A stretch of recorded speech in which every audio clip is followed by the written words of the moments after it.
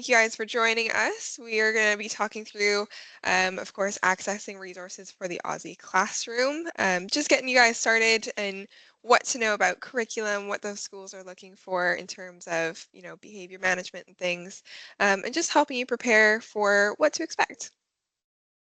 Um, just introductions. My name is Corey. I'm on our global team based here in the UK. I'm in our Wales office here today.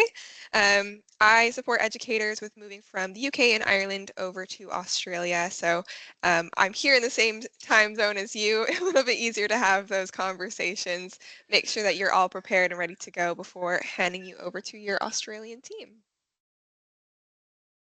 And I'm Beth. So I am one of the team leaders in our Melbourne office with ANZ UK.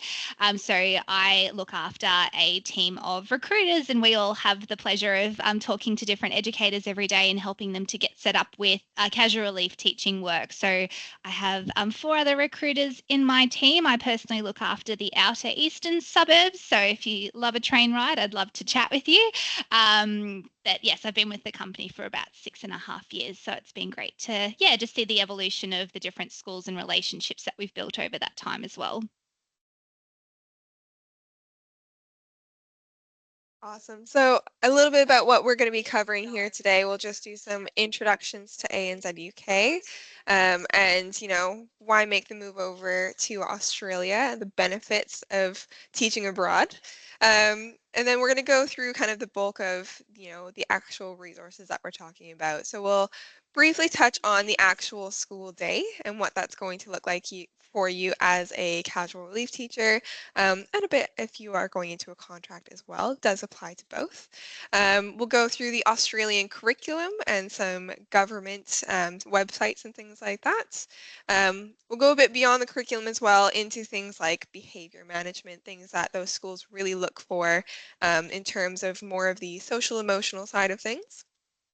Of course, we are going to touch on Aboriginal education, probably the biggest difference between the UK and Australia, something that we definitely don't have here, so a really good place to look into, as well as just learning from ANZ UK, learning online, and a bit more about our community, and finish off with some questions at the end there as well. So bit of an intro to ANZ UK. ANZ UK is now in their 20th year. So been here for a while. It's quite nice. We support educators in a variety of locations. So obviously I'm based here in the UK. We do have offices that support locally in Wales, Bristol, London, and a few other locations.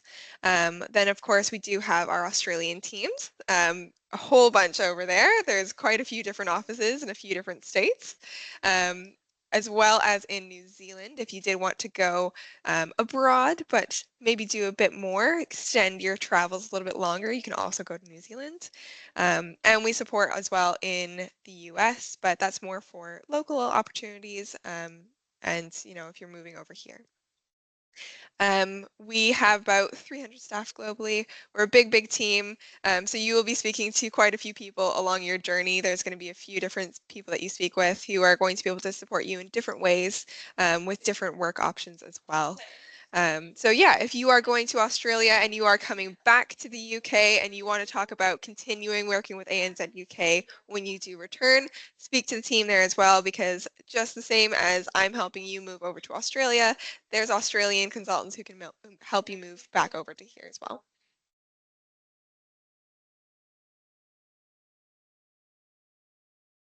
So a bit about teaching abroad. Why teach abroad? I think a lot of people have their own personal reasons, and everyone's gonna, have their own inspirations and goals for their journey. But of course, there is, the element of personal growth. You get to develop in terms of just meeting new people from all walks of life. You get to experience new culture, and you get to kind of have that experience of teaching in a different setting as well, which is really good for, that career development. You get to work with different types of school settings, different principals. They might have, some different tips and tricks for you to bring home if you do, want to come back here and continue to progress in your career as well. And of course, there is that life experience. With the, expat kind of experience, you get to meet a whole lot of different people, especially in Australia. Melbourne, in particular, I find is a very multicultural city. So you're going to meet a lot of different people from a lot of different backgrounds, which was really, really good to just broaden your horizons and see what's out there. Um, and you can join a really good educator community, learn from your kind of colleagues and everything from there.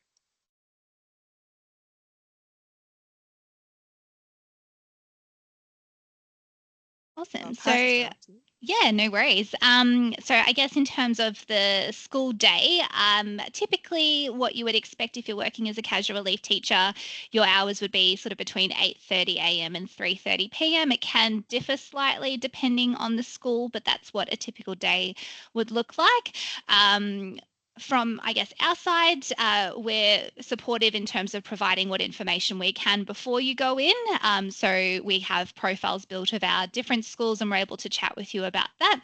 And we have some very long-standing relationships with schools as well that are really great at welcoming our CRTs and setting them up for the day as well.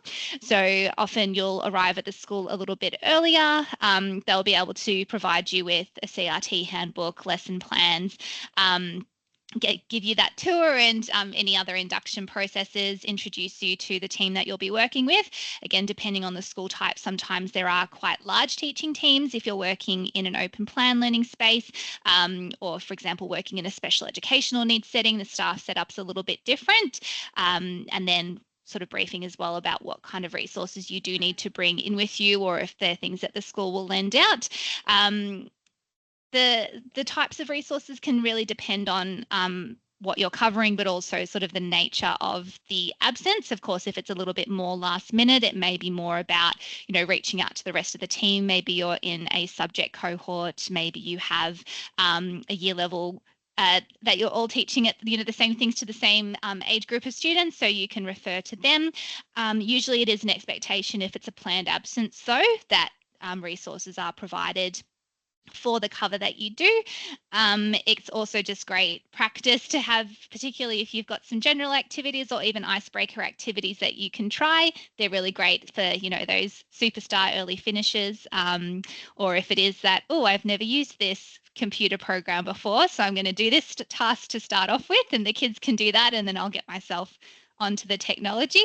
But yeah, usually there are some good resources, and we'll talk a little bit more about resources that we can provide too. Um, so yeah, usually there's sort of day-to-day tasks that you can complete when you go into schools. Sometimes if you are doing longer cover, so a block of work, for example, some of our schools even reach out and offer a paid day for the CRT to go in and do a handover process. So if someone's going on leave, you could go into the school, meet with them and get some resources, and then would sort of take over. Back in the day when I was a CRT, I did a one-term role at a school for someone going on long service leave. So I was actually able to go in and I did a planning day with that teacher. And then I actually did like a shadow day so I could watch him teach his classes, just to get a sense of his approach and his kids, etc. And that was really helpful. So yeah, depending on what the school needs in their relationship to us and to you, there's those sorts of options as well. Along the way, I guess what the role that we play in supporting educators when going to schools, we just provide that, I guess, consistent point of contact. So if you were to come on board with us, we would set you up in Melbourne with an account manager, and they would be sort of that day-to-day person. They'd reach out. So even if you're going to a different school each day, they're your your North Star. They're that person that you can always reach out to if you've got questions. We're also very committed to feedback. So we are keen to hear what schools you love going to or schools you don't want to go back to, but also we're very proactive in seeking feedback from our schools. So we'd love to let you know you're doing a great job, but also if schools give any feedback to sort of help you boost your practice, or talk about sort of suitability, etc., then we want to be proactive in providing that to you as well, just so that, it enhances your professional development opportunities while you work with us. Amazing. Yeah, and a lot of this does apply for CRT in both Melbourne and Sydney. It goes for both cities, both locations.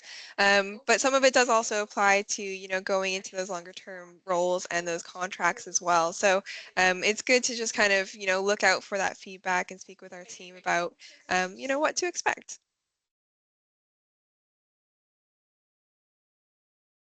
So, in terms of the actual Australian curriculum, kind of the government-based curriculum there, one really good resource, somebody to look up online is ACARA, the Australian Curriculum Assessment and Reporting Authority.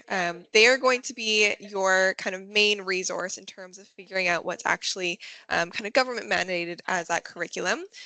They also have a lot of really good resources online that you can go through, well as actual work samples that you can download, refer to, print off, bring them into your classroom as well. So variety of things from all of those primary subjects, specific numeracy and literacy activities, things to do with STEM activities a little bit more as well. Um, all of your secondary subjects are going to be covered in there as well, as I know the maths and the science, a lot of them are going to be very similar to what you are teaching here in the UK and Ireland. But things like history and, maybe even a little bit of geography and English, they're going to have a little bit more variety. So it's good to look into those before you get started. And another one that we will go into a bit more depth in as well is the Aboriginal and Torres Strait Islander histories and culture. That's going to be obviously your biggest difference between UK curriculum and Ireland curriculum versus Australian curriculum, is more of that local culture and history that you've got going on as well. I was just Um, going to add on to that, if I can. Sorry, Corey, just speaking a little bit more specifically about Victoria, there is also the VCAA website, which has all your study designs on there. So, particularly if you're a secondary teacher and you're teaching in the upper years, there will be those set units for different subjects, including criteria for assessment, what SACs would look like, or formal assessment, sorry to use jargon, what those things would look like. So I know those sorts of things can be really helpful, because I know when some educators arrive, it's, well, I know my content and my study designs, but to have a look at those beforehand, we have to follow those, especially for the senior years, year 11 and 12, because they're connected to formal assessment and exams.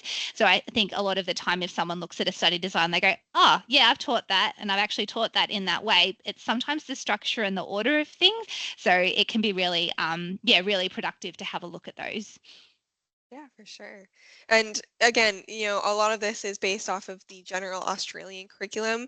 But whichever state that you are going to, look into that individual state as well, because as much as there is the general Australian curriculum, every state has slight differences in how they might do exam structure, or certain subjects might have slight different things that they add into there to kind of include more of their own local history or culture, things like that as well. So definitely look into your state in particular. Um, the Department of Education is also a good place to get started, because they do have links to a lot of other resources. They can connect you into a lot more resources for early childhood, give you kind of different directories for local state information as well. Okay.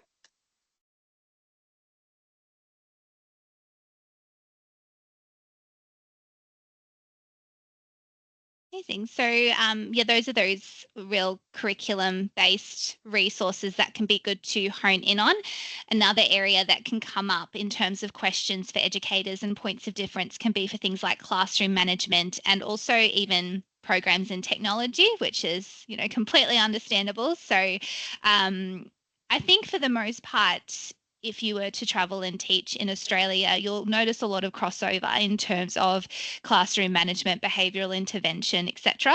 Again, we always encourage you to get into the school, have a bit of an induction process, learn their particular methods, because depending on the type of school that you work with, there could be different expectations, or it could come down to like what the escalation process might look like. You might have a school that's very, again, like open plan, team teaching. You might manage a situation differently than to a more traditional classroom, or you might have an alternative setting where there's a lot of student-led programs, real emphasis on student voice and agency, which would require a different approach again.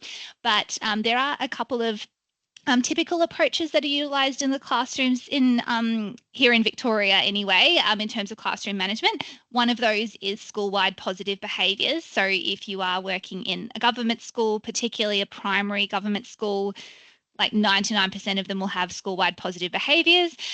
So you'll sort of recognize that acronym when you go into different settings. But really, what that is centered on is, first of all, zones of regulation. So there's a lot of discussion with students about understanding their own emotions and how they're feeling and how their behavior connects to that. So that's a bit of like a self-awareness piece for the students and building that understanding and to self-regulate. And then there's other areas, and this is where it connects with high school as well, around respectful relationships. So secondary students do go through programs about respectful relationships. So that's respect of self, community, environment, and then others. So that's a very common one, and a lot of emphasis on restorative practice as well. So making sure that ultimately you're building and maintaining a relationship with the student if you are involving discipline. So that's become more and more the norm over time, and particularly post-COVID as well. That real emphasis on things like brain breaks, student wellbeing. There's a lot more intervention staff in schools now, as well as education support staff, to help students that may still be working through different, social and emotional challenges, and sort of providing support to them.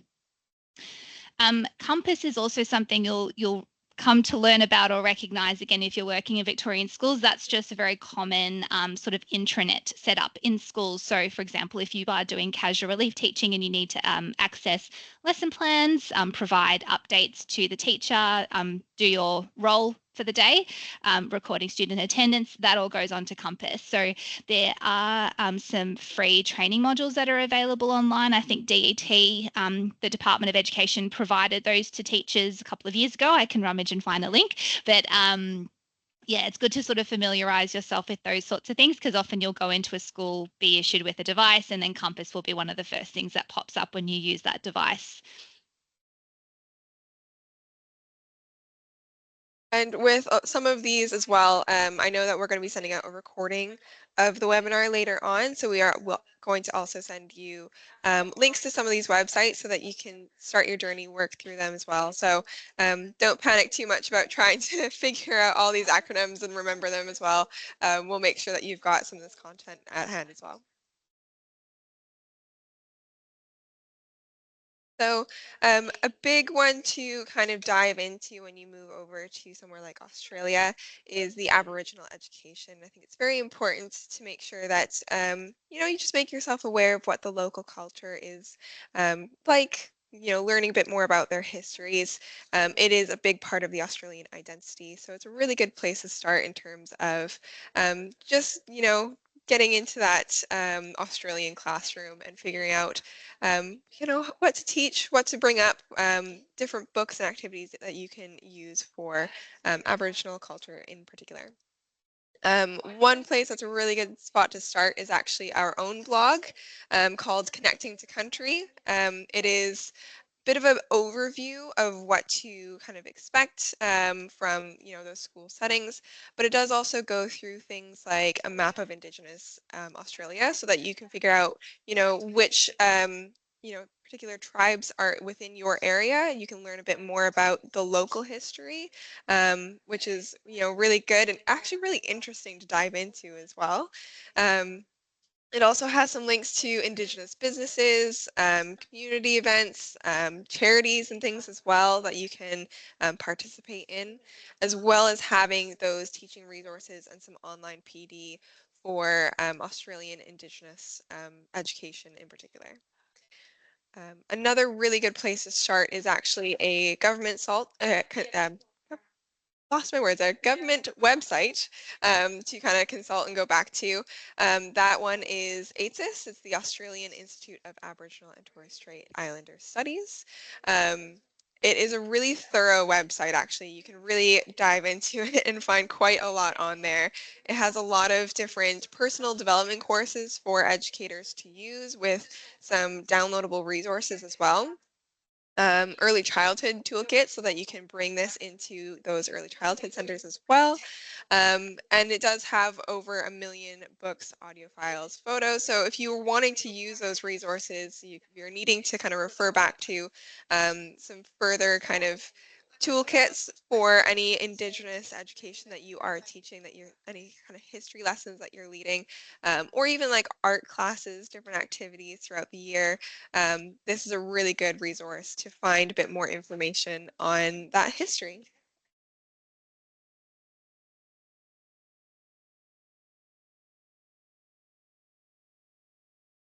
Amazing. And it's, lots of things to sink your teeth into in terms of that self-learning and research before you arrive. But I guess I wanted to also talk about what you can do to learn while you're here and still working.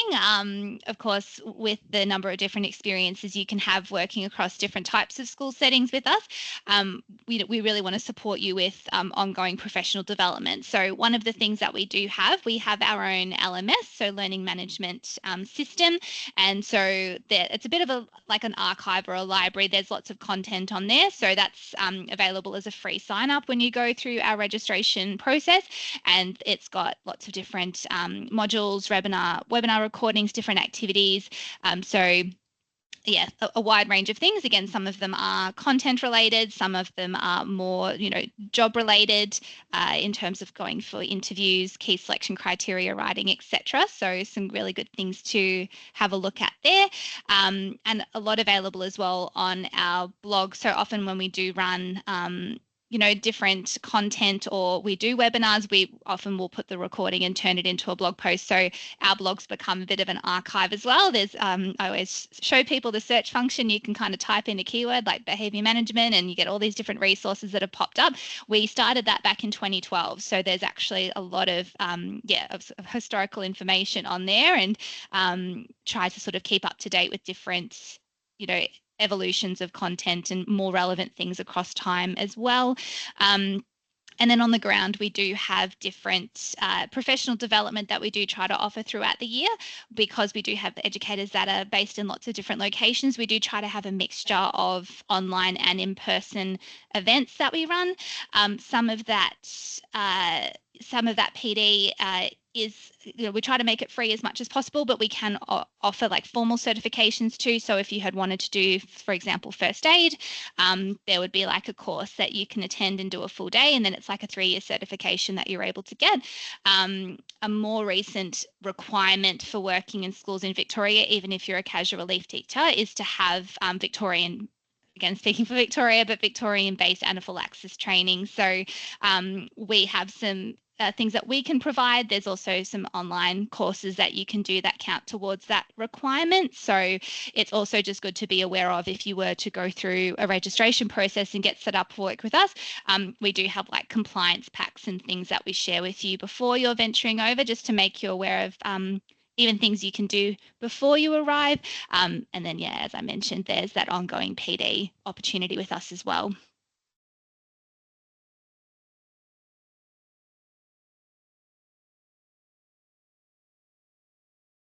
Amazing.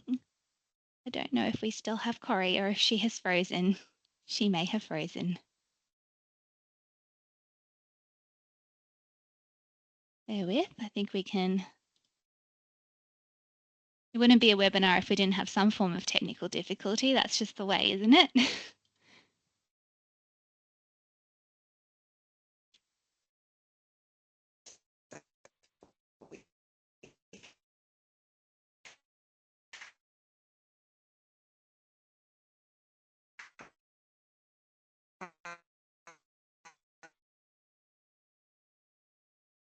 Types.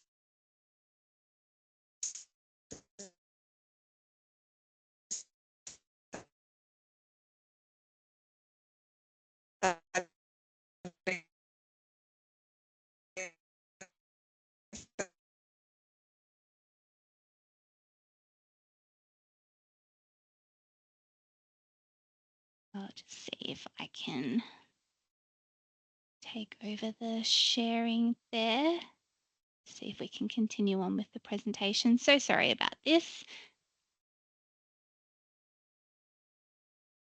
I thought if anything it would be me that would be considering I'm the one with in the different time zone.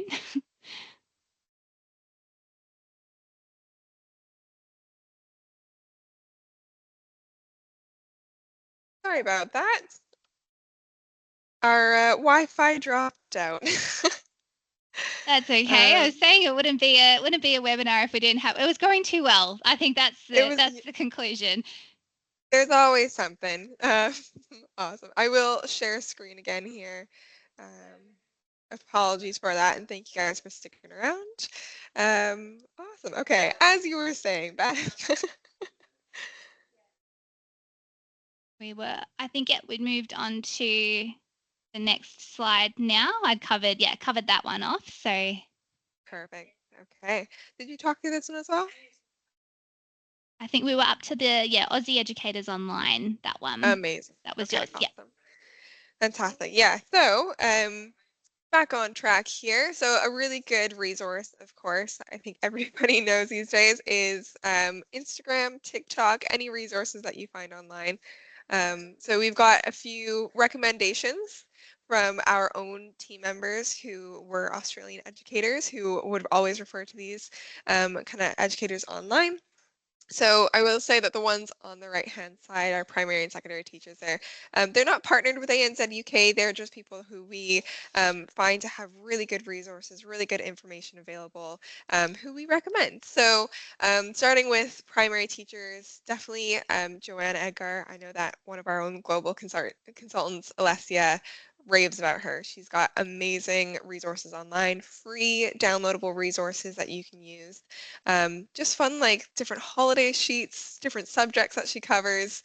And she also does fun things like weekly planners. I don't know about you guys, but whenever I was in the classroom, I loved having like different notepads and stickers and things like that. So she's got a lot of fun resources like that available as well.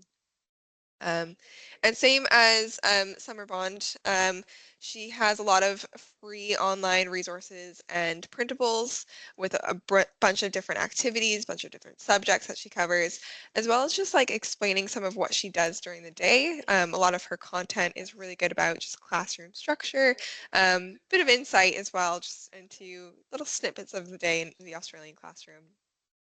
And as for a secondary teacher, we have Rachel Key, who is a history and English teacher.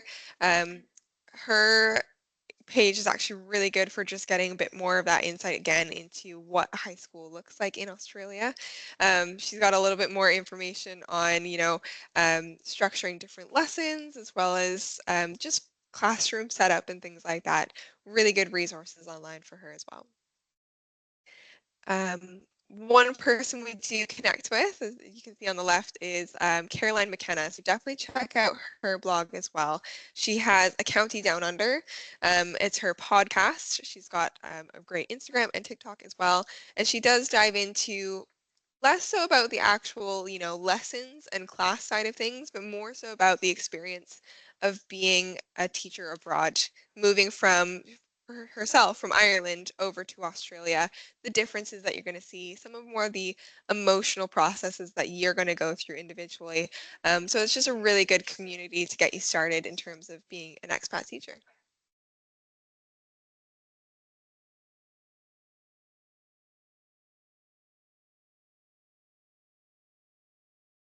So in terms of the process, how to get started with ANZ UK, you can fill out an inquiry or you're also going to be sent some links at the end of this. Once we have our webinar recording ready to go, we will send it out to all of you with some links to book in some calls with some of our team. So with that initial contact, you're going to be speaking to the global team here in the UK and Ireland. And we're going to be going through what your plans are looking like, different timelines, processes that we need to complete, go through your qualifications, make sure that those transfer over to Australia all smoothly for you. Once you're a bit more ready to go, you've got some plans in place, we do pass you along to our team in Australia. So you would speak to somebody like Beth, who's going to get you ready for your arrival, go through more of what to expect when you actually land in Australia, book you to come into the office and meet our team, and all of those good things as well. We will also be doing things like, references along the way, but we can go into that a little bit more during your phone call. After that, we complete your registration. You get your flights booked and everything. You speak with the team about that in-person meeting. You're to go. You're going to come in, finish that registration, make sure that you're all cleared for work, meet the team so that you can actually know who your consultant is going to be helping you out day in and day out. And then we have you off and into the classroom in no time. It is a very quick process for sure. Awesome. Beautiful. And along the way, we do place a real emphasis on community. So, it's really great to see we've sort of year on year had more and more wonderful global educators, make their journey and to live and to work in our different states here in Australia. So, we try to organise, some pre-departure events. I know even things like if you're, traveling alone and want to group up. We've heard so many stories of people that have found like made friends through our pre-departure events and then, teamed up and then looked for accommodation together. And then those are like, your roomies and then lasting friendships after your time in Australia as well. So we understand the importance of having, people you can bounce off that are doing the same thing that you're doing. As well as sort of that social media connection. So we have dedicated Facebook groups so that you can make connections to other educators before coming across. And we have welcome events as well. So I say to educators, you actually get to double dip in some of our community events when you're here because each term we will run a region-based events, so just like a social catch-up. We tend to trade like resources and things like that, so it's kind of on top of some of those PD opportunities I mentioned before. So we make them, and like you can meet local educators that are staffed with us as well, and again get to know our team a little bit better because our consultants go along to those. But then we also do have dedicated events for our global educators that we run regularly as well. We try to keep them light and fun. We find a fun bar or something like that, have some activities and prizes on the go too. So a good one to take advantage of just to sort of help make sure that you feel like you can find your feed, you've got a community of people that you can engage with. For sure. And for those pre-departure events, we are actually going to be doing a few more coming up in October time. So keep an eye out for those. We're going to be going around the UK and Ireland with Caroline McKenna. So you're more than welcome to attend, meet some fellow traveling educators, and help get excited for your upcoming trip.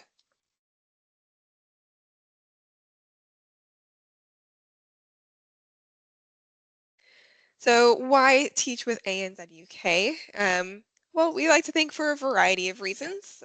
First of all, ANZ UK is a free service for our educators to use. So we're not going to be charging you for this process. We send you over to Australia for free. And we really value our educators. A lot of us are educators ourselves, so we know the process, we know the experience, and we really value kind of supporting you guys throughout the whole journey from the very start to all the way till you get over to Australia and even back again. So it's really 360 support that you're getting with us. We do have some visa services. We do have a bit of advice and some connections with different visa migrants, or I should say migration agents who are able to support you with finding out a bit more about what's going to be the best visa for you, as well as even if you want more structured visa support, we can direct you to the right people to make sure that you are going on the right route for you. Those events that we talked about, of course, are a really good way to make a community wherever you are in the world. So if you want to start out with here in the UK, get your journey started early, you can attend those before you leave. Or as Beth said, of course, meet everybody when you get there. And it's a really good way to make those friends, meet roommates, things like that as well. We do have, some technology that we use as well, our app, Ready to Work, which helps you to kind of schedule yourself. You've got a bit more control over your schedule as a CRT, so it allows you to be a little bit more up to date with when you're available for work, figuring out where you're going for the day, things like that, as well as doing some of that PD and uploading your certification and all of that. And we also have all those resources that we're talking about and affiliations. We've got a lot of connections with some different resources and communities to help you get started. So there are different sports teams that we have for when you get there if you want to make some friends and go on a run club, whatever it might be, as well as, figuring out how to do things like set up an Australian bank account or do your tax file number and all of those kind of life admin things. We've got resources for pretty much everything, start to finish.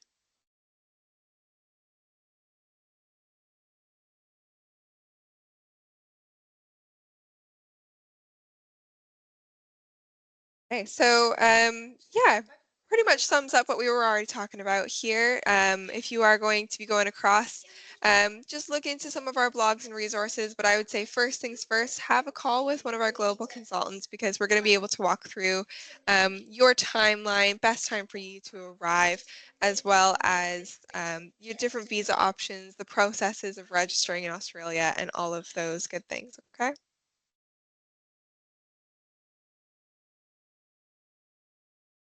So we will open some things up for some questions. If anybody has anything that they're really keen to know, please feel free to put it in the chat and we'll go through a few of those here at this point.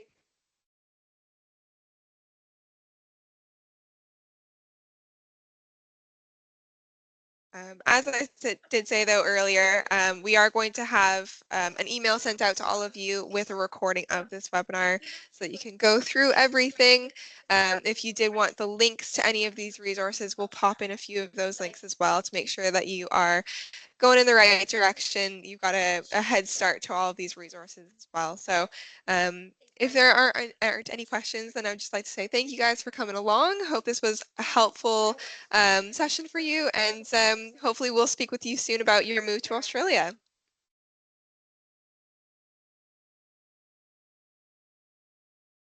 We have some questions there. I think a couple just popped up. Yeah. Amazing. So for the term dates in Melbourne from Millie there, how does it differ to the UK? Yes. So the Australian academic calendar is flipped to the UK. So where we are going to be starting coming up very soon here at the end of August, early September as our term one. Term one in Australia is actually going to be in the end of January, early February time. So it goes through from January to about April is term one. About April to July is term two.